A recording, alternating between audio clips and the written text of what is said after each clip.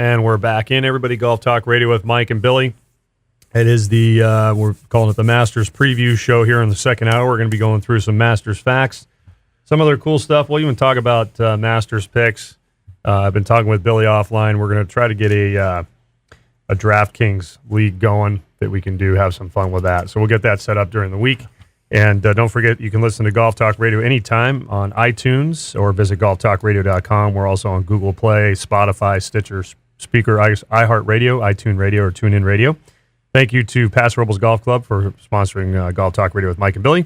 For tee times, call 805-238-4722 and PasoRoblesGolfClub.com online. We do club fittings and lessons. We've got TaylorMade, Callaway, went like Ping, and we've got all the fitting systems up there. Billy was nice enough to send Claire Alford up, and we got her all set up, which, man, what a pleasure. She's great. Watching her hit the ball, man. Oh, my gosh. You got to love having her as she's nice. She's a perfect amazing example of just a really well-rounded, really smart, but polite young lady, great little golfer. For a lot of time people thought that the first tee was, we weren't teaching golf. Yeah. And that's where you're just a program for life skills and core values, which is, a big part of it. But we're all PGA professionals and golf instructors too, So it's nice to see these players come out. So Cameron Champ was a first year? I heard that. So yeah, he's doing all right. Oh yeah, just a little bit. Scott Langley, first year. That's cool. I'm calling this segment the Masters of Your Domain. Ooh, I'm going to write that down right now. So we're going to test each other, go back and forth, and people listening, there's just facts about the Masters. And did you know, or do you know, the company that makes the green jacket? Oh, I can see the name. Don't tell me. Oh, you know what? It's Van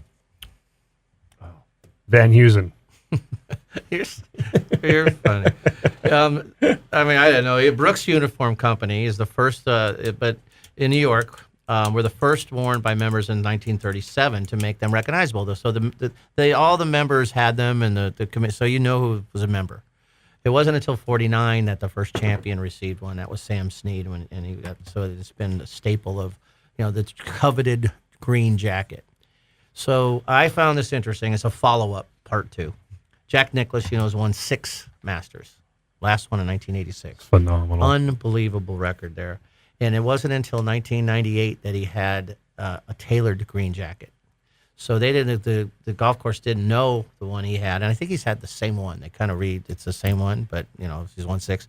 He never told anybody it was the wrong size, so they just wore it, and it was. So he didn't mention it. In 1998, they finally made it custom for him. He was walking down there, all this jacket hanging. You think in the clubhouse, he put on the little jacket. And go, that guy in a little coat. Yeah, you remember Chris Farley? Yeah. Right. So he probably became a skinny guy in a big coat, because he was a big guy at first. He was a skinny guy in a big coat. Yeah, skinny guy. I could see Farley doing it right now. But I find that fascinating that he just never had a tailor, because you can imagine that most of his clothing is tailored. I don't know. You would think it would. You would think it would be. So that's pretty strange. So that's my first 2 Masters of my domain. Thanks. All right. In 1997. Do you know how many Masters records during the 97 Masters Tiger Woods set? Wow. All right. Scoring. This is unbelievable. Scoring record. And you don't have to actually name them. I just want to know the number of records you think he set during his 1997 Masters. And that was the year, obviously, he won. I had no idea and I need to look up. Would that count as like first African American to win a major? Probably. All right. So 7. Yeah. Am I anywhere close? 20. Are you kidding me? And I'll look them up because I know a records? couple. Yeah. 20 records he set that year at the 1997 Masters. Now, one of them that he set was during his 4 rounds on the back 9. His cumulative score was 16 under par. If I'm not mistaken, he's had 40 on the front 9 the first day. If I'm not mistaken. I mean, I know he did one of the. Wouldn't you love? I mean, this is a whole. How many? 40. 20. 20 under, because he won. Wouldn't you love to see? I mean, I know this is a whole nother topic. Wouldn't you love to see Tiger be Tiger again from the 90s. So there's a lot of people sure hoping. And or if it's not Tiger, somebody else. You got him making the top 10 this year? I could see that. So you think he's going to make the cut?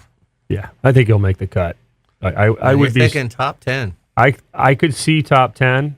I could even see top 5. You know how huge it would be for... Well, the ratings for the Masters is on ridiculously high anyways, right? It doesn't matter.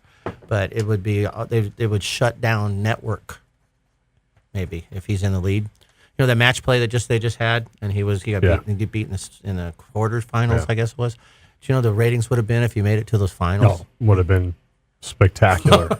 I mean, it was kind of like a bust of a bubble because it was like he won another match. He won 3 or something. Yeah. But anyways, do you know the first African American to play in the Masters? Yeah, it was. I'm thinking Calvin Pete, but that's not right, is it? No, Lee Elder. Thank you. That was the one I was. He won to the Monsanto Open in '74 and played in '75. And a follow up to that. By the way, and the first African American member to be a member of Augusta was 1990. But Lee Elder was standing off the side of the green with Tiger's dad when Tiger won in '97. And when he walked off the green, Lee Elder said to Tiger's dad, it was hard enough to. It's good to imagine years ago that I couldn't even get to the first tee or something like that, and so that's the name. And he was playing with Commissioner, so just imagine that. It took me forever to get to the first tee, and look at Tiger now coming off 18 green with the win.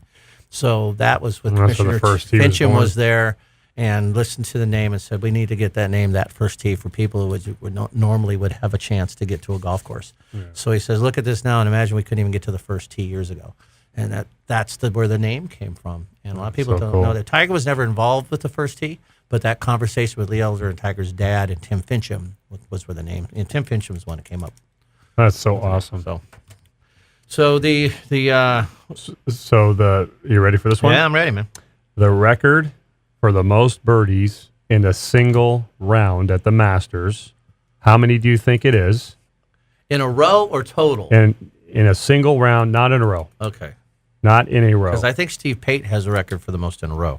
Yeah, we're not talking in a row. We're talking the most birdies in a Masters round, one Masters round, the most birdies in one round. Does it tell you there and who it is? Yes.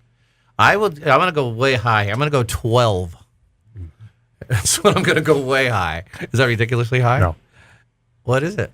11. Really? Yeah. I was going. It was a Friday round in 2009, and I was really surprised because 11 birdies. I thought this happened a lot longer ago. 2009. So the player is Anthony Kim. Wow. So he had 11 birdies on a Friday round, and he also had 2 bogeys and a double. A dub. And shot 7 under, 65. 11 birdies. I think the course record's 63. I love these facts are from golf.com. I just love this stuff because I haven't seen these facts before. I think these are really cool. These are obscure. Well, yeah, I know that you were hanging outside the Crow's Nest when Rosie, you and Justin Rose became buds. Oh, yeah. Yep. So, and I think he's going to be a great pick for the Masters. And I think Finau is going to win it, but Rosie's going to be right there. And you done for now. You've done for now. And the long-haired kid from Fleetwood. There's going to be Fleetwood's good. But so since you're at Butler Camp, not the which is the one with the Crow's Nest, that's where the amateurs stay. Mm-hmm. It's like the size of like one of your 6 bedrooms in your house. It's 30 by 40 is the total, and they usually put 4 amateurs in. My bedrooms are 10 by 10. Well, you got 11 of them in that big place. I don't have 11 square foot. What's a cupola or capable of housing 5? It's a little bitty room, and they put 4 or 5 amateurs, and it's an honor. They all want us. Of course, there's bunks, and they want to stay in it. I mean, imagine being an amateur playing the Masters. But you said it's right on top of the dimensions you just said. 30 by 40. It's not that big, is it? And how many are there? It's 30 by 40 feet on top floor of the clubhouse, capped by an 11 square foot. Well, the clubhouse is 30 by 40. It's 11 square feet. The room? The actual top of it. That's cupola? I don't know what they call it. It's the little thing that sticks on the top. Yeah. That's where they stay. That's the Crow's Nest. All 11. 5 of them? Yeah, 4 or 5 of stay. And the 10 by 11? By 11 square foot. I bet you some weird things have happened there. So in some of the, but it's tiny little That room, seems man. too small for 5 guys. They have 4 bunks, but then it says it's capable It's gotta of be- 5, but I think mostly it's for all the amateurs. They got to stay be bunk beds. there. So there's one on top of the other. Yeah. But if you're an amateur and you're in that tournament, So- man, you go where they tell you to go. But I mean, that'd be an honor. So but is it only I'd amateurs? stay in a hotel off the Is it street. only Yeah, am- that's where the amateurs stay during the Masters. It's an So honor. imagine like Tiger Woods when he got in there. Yeah. Yeah, he must. How have, much- how he much- probably played it in. if you because he won knew- 3 national amateur championships. If you knew you could bunk with Tiger Woods, would you let him take the top bunk or the bottom? So if I was bunking with Tig, Yeah. So there's 2 bunk beds. so I What- can't are be you on- across. I can't be the no, one you across. got to be on top or on bottom. You can either say I'm gonna be on top, man. You can I'm gonna either be looking at the say- ceiling, and say you let one rip or you get ripped on, or you get ripped on. Yeah, I'm letting one rip. You're going to let one. Yeah, I'm ripping. Because it's I'm down below if I'm snoring and stuff, and you imagine getting hit with like a 2-iron from Tig. I mean, he can hook it pretty. He's got good hand action. Whack. I'd like to know which bunk he stayed in. I think because that's. But all the amateurs You have said stayed you'd be in on there. top? You'd be on top. I'd go top. I might need help getting up there, but but these are all young people, man. This is the Midwest. These are the amateur champions, right? This is the runner up. The question is, if you're on top, Yeah, I'm gonna be. okay, I'm not going bottom. No, if not you're on the bottom top bunk. of the bunk and you're about ready to SBD, Yeah. all right, do you admit it? raise one of the flags like one of the spotters has on the golf I course? wonder if they have a fan on the roof. Quiet, please. Yeah, you mean? like Quiet, please. like quiet, please. No, The like they got patron sign the up there? flag like Yeah. they do at airline, like when the planes come in, and No, you're like you start flapping I the flag think- to let them know I that it's think I'm coming. going unassuming. I'm not like I've bunked with you and the leg is up and it's just a share of the whole room and it just rattles. I think I'm going in unassuming, man. Yeah. I'm just and then I'll be like, what was that? Right? I want to. That's me. What was that? And then I talk about, can't wait to play tomorrow, guys. Who are you paired with? Because Chad changed the subject. Yes. All right. Sorry. So no, not change the subject. I would change the subject Oh, in the room. I thought you wanted to change the No, subject. no. right. I'd be like, well, so who are you playing with tomorrow? I can't wait to tee off. And so good. So Magnolia Lane. Remember we had the odd number of trees, and we were going to try to figure out how Yeah. come. I have one other comment. I would Are you say still if I was in the bunk bed, I would say like let's say I was on top and one went by accident for me. Huh? I might say By accident.